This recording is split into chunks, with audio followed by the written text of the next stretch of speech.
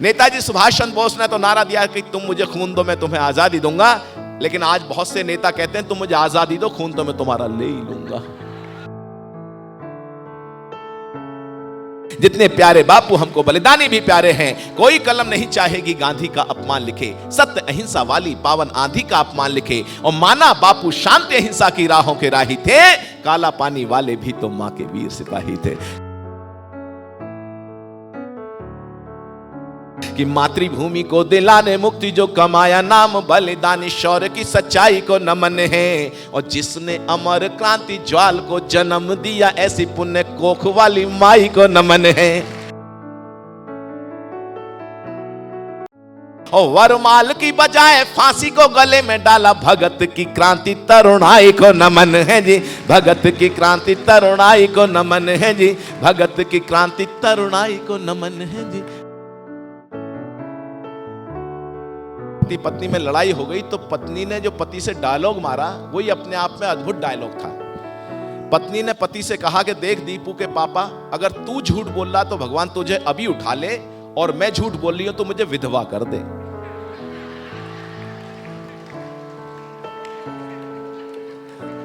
पति को बाद में समझ आ गया, बेटा सिक्का किधर भी गिरे मामला तेरा ही साफ होना है।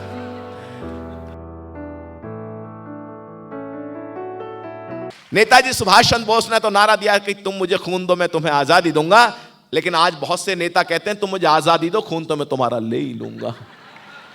ये इतिहास की विसंगतियां बहुत सारी हैं। तब मैं कहना चाहता हूं, एक घटना याद आती है मुझे, मैं जिक्र कर देता हूं क्योंकि यहां पर बहुत सारे लोग मुझे हो सकता है पहली बार सुन रहे होंगे, लेकिन जो सच्चाई है उसको कहने से नहीं चूकना चाहिए। जो वक्त की आंधी से खबरदार नहीं है, कुछ और ही होंगे, वे कलमकार नहीं है। तब मैं कहना चाहता हूं, एक घटना घटती है। गांधी जी का देश में सम्मान है, कोई किसी प्रकार की समस्या नहीं, लेकिन एक मंत्री जाते हैं अंडमान निकोबार, वहां पर स्वतंत्र वीर सावरकर का शिलालेख हटाते हैं, गांधी जी का शिलालेख लगा देते हैं। पीड़ा यह कतई नहीं कि गांधी जी का देश में सम्मान क्यों होता है, पीड़ा केवल इतनी है कि बलिदानियों का अपमान क्यों होता है। मैंने कहा, उस पर प्रतिक्रिया स्वरूप एक कविता लिखी थी, उसकी कुछ पंक्तियां मैं कोट करना चाहता हूं कि नहीं वेदना गांधी जी का होता क्यों सम्मान वहां, मन तो घायल देख देख बलिदानों का अपमान यहां। और जो आजादी लाए भारत मां के राज दुलारे हैं, और जितने प्यारे बापू हमको सब बलिदानी प्यारे हैं। जितने प्यारे बापू हमको बलिदानी भी प्यारे हैं। कोई कलम नहीं चाहेगी गांधी का अपमान लिखे, सत्य अहिंसा वाली पावन आंधी का अपमान लिखे। और माना बापू शांति अहिंसा की राहों के राही थे, काला पानी वाले भी तो मां के वीर सिपाही थे। काला पानी वाले भी तो मां के वीर सिपाही थे। याद करो रानी झांसी और भगत सिंह की टोली को, याद करो अल्फ्रेड पार्क में शेखर वाली गोली को, और दिल्ली दूर नहीं है नेताजी वाली उस बोली को। याद करो जी जलियां वाले बाग की खूनी होली को, याद करो जी जलियां वाली बाग की खूनी होली को। अगर चाहते हो चर्चा हो जाने दो इतिहासों पर, आजादी की देवी अब तक खड़ी हुई है लाशों पर, और इतिहासों में मुड़कर देखा साजिश के आभास मिले, कायरता को कुर्सी और बलिदानों को वनवास मिले। तब कहना चाहता हूं कि हमको उजाला देने के लिए जो बुझे उन दीपकों की पावन कतारों को नमन है।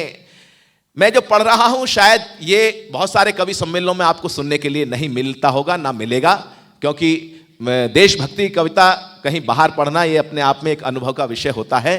तब मैं कहना चाहता हूं कि हमको उजाला देने के लिए जो बुझे उन दीपकों की पावन कतारों को नमन है। और मातृवंदना के गीत गाते गाते चूम लिए उन फांसी वाले पुण्य हारों को नमन है। तो बलिदानी स्वरों की पुकारों को नमन, कि बलिदानी स्वरों की पुकारों को नमन, और कोल्हुओं से बही तेल धारों को नमन है। और क्रांतिकारियों ने जहां लिखा वंदे मातरम, सेलुलर जेल की दीवारों को नमन है जी। काला पानी जेल की दीवारों को नमन है। और दो छंद 23 साल के उस नौजवान को जरूर यहां देना चाहता हूं। आप जिस यहां पर मैं देख रहा हूं, अनेक लोग ऐसे हैं जिन्होंने जीवन के अनेक बसंत देखे होंगे। हो सकता है कुछ ऐसे भी लोग हों जिन्होंने आजादी की सुबह का वो सूरज भी देखा होगा, लेकिन इतिहास के पन्नों में अभी पहली बार भारत सरकार ने जिन लोगों को शहीद की उपाधि से सम्मानित किया, भगत सिंह, सुखदेव, राजगुरु, वो बहुत साल लगे उनको सम्मान पाने के लिए। मैं चाहता हूं एक बार उनके लिए भी तालियां होनी चाहिए। बहुत सालों के बाद और उसके लिए हम सभी नमन करते हैं उन लोगों का जिन्होंने उस शहादत को पहचाना। दो छंद देता हूं। भगत सिंह को गलत तरीके से फांसी हुई थी तो आपको पता चल गया होगा। 24 तारीख की सुबह देनी थी, 23 तारीख की, और जिस आधार पर फांसी दी गई वो आधार ही गलत था। लाहौर में वो केस खोला जा चुका है, आपको पता होगा इस बात को। दो छंद देना चाहता हूं कि घोड़ी चढ़ने की नहीं मन में ललक रही, फांसी चढ़ने का चाव लिए बलिदानी था। कि घोड़ी चढ़ने की नहीं मन में ललक रही, फांसी चढ़ने का चाव लिए बलिदानी था। और लावा बन बहता था शोणित शिराओं में, जो वीर अभिमानी पंचनद वाला पानी था। तो 10 गुरुओं की शक्ति भक्ति भावना का ज्वार, फिरंगी को ललकार वीर स्वाभिमानी था। आतताइयों ने भले फांसी पे चढ़ा दिया हो, अमर मशाल बना क्रांति का सेनानी था वो, अमर मशाल बना क्रांति का सेनानी था। और मातृभूमि को दिलाने मुक्ति जो कमाया, नाम बलिदानी शौर्य की सच्चाई को नमन है। अगली पंक्ति में जिनके हाथ खामोश रहे होंगे इस बार खुलने चाहिए जो मैं कहना चाहता हूं कि मातृभूमि को दिलाने मुक्ति जो कमाया, नाम बलिदानी शौर्य की सच्चाई को नमन है। और जिसने अमर क्रांति ज्वाल को जन्म दिया, ऐसी पुण्य कोख वाली माई को नमन है।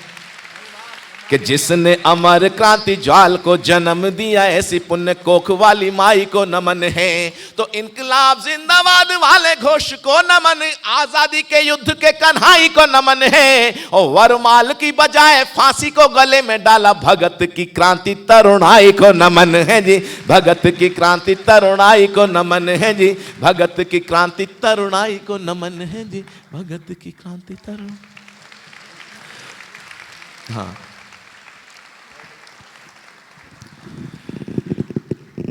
मैं समझ रहा हूं समय की अपनी मर्यादाएं सीमा है। एक गीत सुना के आत्मगौरव का मैं आगे बढ़ना चाहूंगा बहुत मन के साथ। अच्छा, मैंने सोचा मेरी कविता के उसमें आ गए हैं। हाँ ठीक है जी, बिल्कुल। हाँ कोई बात नहीं, सब अपना अपना काम कर रहे हैं। हंसना हंसाना केवल मनुष्य के नसीब में होता है साहब। आपने कभी किसी जानवर को हंसते देखा है क्या? कोई गाय भैंस बकरी कोई आपकी तरफ हंसती चली आ रही हो, ऐसा नहीं होता है। अगर कहीं देख लो आप बाई चांस, तो आप समझ लेना इसमें मनुष्य बनने की प्रक्रिया प्रारंभ हो गई है। और किसी अच्छी बात पे आप तो हंस रहे हैं, बहुत से भाई साहब ऐसे बैठे हैं, किसी हंसी ठहाकों की बात पे किसी मनुष्य को गुमसुम बैठा देख लो, समझ जाना प्रक्रिया उल्टी प्रारंभ हो गई है। तो इसलिए बहुत अच्छा लग रहा है। मैं एक कविता और सुनाना चाहता हूं ठाकों के लिए। मैंने जोगी जी अभी सुनाएंगे, समापन वही करेंगे। और है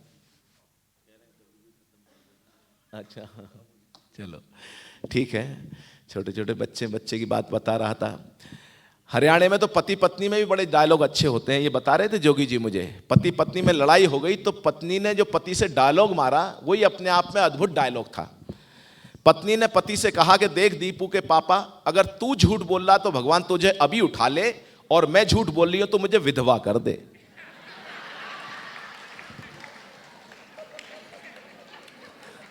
पति को बाद में समझ आ गया, बेटा सिक्का किधर भी गिरे मामला तेरा ही साफ होना है।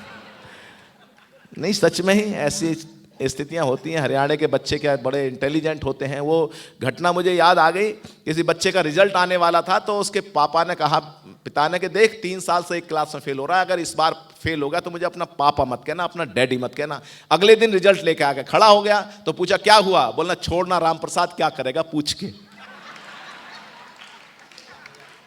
निपटा दिया। अच्छा ऐसा नहीं, बच्चियां भी निपटाती हैं। वो परीक्षा में प्रश्न आ गया, भगवान राम जी को तो 14 साल का वनवास हुआ था, उनको तो जाना, लेकिन सीता जी साथ में क्यों गई? तो एक लड़की ने एकता कपूर के टीवी सीरियल देखती थी, उसने उत्तर लिखा कि सीता जी के वनवास जाने में बहुत बड़ी सीख है, अगर घर में 3-3 सास हो तो फिर जंगल ही ठीक है। निपटा दिया। शिक्षा अभी तो योगी जी की सरकार उत्तर प्रदेश में आ गई है, बधाई हो आपको। नहीं तो पहले शिक्षा की स्थितियां उत्तर प्रदेश बिहार में बड़ी ऊपर नीचे होती हैं। कहाँ एक तरफ आईएएस बनते हैं, बड़े बड़े अधिकारी बनते हैं, एक तरफ बड़ी गड़बड़ रहती है। वो मुझे एक घटना याद आ गई है कि इंस्पेक्टर साहब इंस्पेक्शन करने के लिए किसी स्कूल में आए तो क्लास में शोर हो रहा था, तो एक बच्चे को खड़ा कर लिया कि शोर करते हो मैं तुझे स्कूल से सस्पेंड कर दूंगा। वो बोला जी मुझे आप स्कूल से सस्पेंड कर ही नहीं सकते। बोले क्यों नहीं कर सकता? बोले मैं स्कूल में पढ़ता ही नहीं। बोले स्कूल में नहीं पढ़ता तो यहाँ क्या कर रहा है? बोले जी मैं तो गाय भैंस बकरी चरा रहा था बाहर। मास्टर जी ने कहा इंस्पेक्टर साहब आएंगे, जरा क्लास में बैठो, शाम को 10 रुपए मिलेंगे, अब ये बताओ आप देंगे या मास्टर जी देंगे? इंस्पेक्टर का दिमाग घूम गया कि तो मामला गड़बड़ है। उसने मास्टर को बुला के कहा, डांटा कि क्या नकली बच्चे बैठा रखे हैं? तो मास्टर हाथ जोड़ के बोला सर माफ करना, असली तो मैं भी नहीं हूं। बोले असली कौन है? बोले मेरे बड़े भाई साहब हैं, वो किसी काम से गए, उन्होंने कहा इंस्पेक्टर साहब आएंगे, जरा बच्चों को घेर के बैठो। अब इंस्पेक्टर का पारा 7वें आसमान पे, दोनों को लेके प्रिंसिपल के रूम में पहुंच गया धड़धड़ाता हुआ। बोले क्या स्कूल चला रहे हो? नकली बच्चे, नकली स्टाफ रख रखा है। तो प्रिंसिपल हाथ जोड़ के बोला सर माफ करना, असली तो मैं भी नहीं हूं। कि असली कौन है? असली तो मेरे पिताजी हैं, मुकदमा लड़ने के लिए गए। उन्होंने कहा जरा इंस्पेक्टर साहब आएंगे, 10,000 रुपए दे गए, ये फाइल्स दे गए, इन पे साइन करके चले जाएंगे। तो इंस्पेक्टर ने 10,000 रुपए जब हाथ में लेके कहा कि देखो ये तो मैं हूं जो 10,000 में मान रहा हूं। बात समझ गए आप? अगर असली वाले आ जाते तो अब वो भी जो प्रिंसिपल बना हुआ तो वो भी हंसने लगा कि सर कैसी बात कर रहे हैं, जब बच्चे नकली, ताली आनी चाहिए, जहां बच्चे नकली, प्रिंसिपल एडवांस में नहीं, जहां बच्चे नकली, स्टाफ नकली, प्रिंसिपल नकली, क्या नोट असली हो सकते हैं?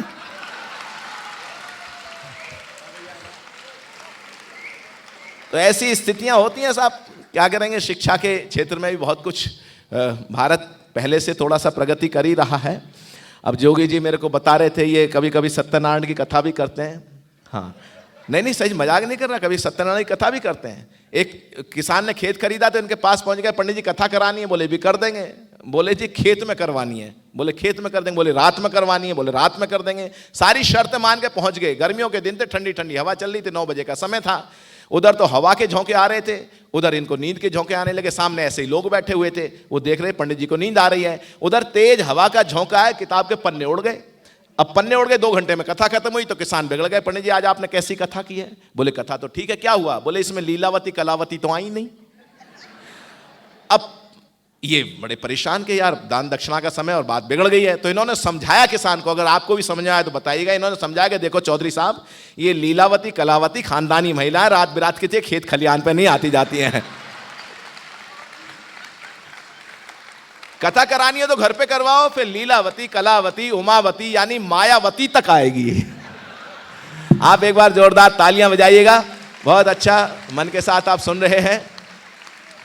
एक गीत सुनाता हूं, हास्य व्यंग के लिए बहुत सारा मैटर जोगी जी के पास है, मैं भी सुना सकता हूं हास्य व्यंग, लेकिन मैं कुछ ऐसी चीजें आपको सुना के जाना चाहता हूं जो आपके दिलों में बहुत दिनों तक कहीं खुशबू की तरह कहीं महकती रहे। हास्य व्यंग करना कोई मतलब मैं समझता हूं बहुत अच्छा है, जीवन में हंसना हंसाना बहुत अच्छी बात होती है। लेकिन हम कवि हैं और कवि को कहीं ना कहीं वो संवेदनाएं, वो भावनाएं भी अपने साथ रखनी पड़ती हैं। हम सभी कवि संवेदनाओं की, भावनाओं की बात करते हैं। भारत तब तक भारत है जबकि सभ्यता संस्कृति जीवित है। जिस दिन सभ्यता संस्कृति जीवित नहीं रहेगी उस दिन भारत भारत नहीं रहेगा। आपके दिलों में आपको भी गौरव इसलिए होता है कि एक योग दर्शन, 6 दर्शनों में से एक योग दर्शन जब यूएनओ के द्वारा स्वीकार किया जाता है तो 191 देश आपके साथ खड़े हो जाते हैं। ये भारत के गौरव का प्रतीक है, भारत के उस महान संस्कृति का वरदान है। तो मैं उस संस्कृति के वरदान को, हम एक गीत सुनते रहते हैं, प्रीत जहां की रीत सदा, मैं गीत वहां के गाता हूं, भारत का रहने वाला हूं, भारत की बात सुनाता हूं। तो उसी भारत की बात को मैं कुछ अपने शब्दों में यूं कहना चाहता हूं, आपका मन चाहता हूं कि गंगा की कल कल सीने में, मेरा साथ दीजिएगा आपको अच्छा लगे, कि गंगा की कल कल सीने में, चंदन सी महक पसीने में, मन में मुरली की मधुर तान, तन पावनता का दिव्य दान, वाणी में कबीरा की साखी, हाथों में रामायण राखी, मन में गीता का दिव्य ज्ञान और कर्म योग जीवन विधान। दिन पावन रात दिवाली है, माटी की गंध निराली है, सद संकल्पों के संग धाये, भारतवंशी जग में छाए। सद संकल्पों के संग धाये, भारतवंशी जग में छाए। जिनका उस माटी से नाता, जिनका भारत माँ से नाता, उनका तन मन नित्य यह गाता। और क्या गाता है कि उनका तन मन नित्य यह गाता कि रत्नाकर ने चरण पखारे, सागर जिसके चरण पखारे, दिव्य हिमालय माथा है। सारे जग में अजब निराली भारत माँ की गाथा है, अपनी गौरव गाथा है। गंगा की कल कल सीने में, चंदन सी महक पसीने में, मन में मुरली की मधुर तान। इतिहास जहां के देखिएगा साहब, कैस्पियन सागर से लेके बृहत्तर भारत, इंडोनेशिया, थाईलैंड, कहीं मलेशिया, वर्मा, सुमात्रा, और उधर चले जाएगा कुछ देश जो भौगोलिक रूप से, राजनीतिक रूप से बट गए हैं, वो सारा हमारे पूर्वजों ने धार्मिक साम्राज्य स्थापित किया था और उस संस्कृति को महान संस्कृति बनाया था। लेकिन कालांतर में बहुत सिकुड़ते चले गए। लेकिन कुछ झांकी मैं अपने गीत में रखता हूं कि जो कहते भारत दीनहीन। मैं आपको प्रणाम इसलिए भी करता हूं कि आप यहां रहते हैं अनेकों वर्षों से, लेकिन उसके बावजूद आपके हार्डवेयर भी हिंदुस्तानी और यहां रहते हुए सॉफ्टवेयर भी हिंदुस्तानी है। लेकिन भारत में तो ऐसे बहुत सारे लोग मिल जाएंगे जिनके हार्डवेयर तो हिंदुस्तानी है, सॉफ्टवेयर विदेशी लग जाते हैं। ऐसे लोग भारत को बर्बाद करने की बात सोचते हैं, हिंदुस्तान के टुकड़े करने की कामना करते हैं। लेकिन मैं जो कहना चाहता हूं आपके लिए है, उस संस्कृति के लिए, कि जो कहते भारत दीनहीन, कायर कपूत लज्जा विहीन, उनको इतिहास बताता हूं, गौरव झांकी दिखलाता हूं। जब जग पर थे तम के साए, हमने प्रकाश के गुण गाए, हमने किरणों के गुण गाए। जब तत्व ज्ञान को पहचाना, जग ने भी विश्व गुरु माना। अध्यात्म दिया विज्ञान दिया, माधव बन गीता ज्ञान दिया। हम अर्थशास्त्र के अन्वेषक, ज्योतिषी योग के उद्घोषक। हमने ही शून्य का ज्ञान दिया और दिव्य वेद वरदान दिया।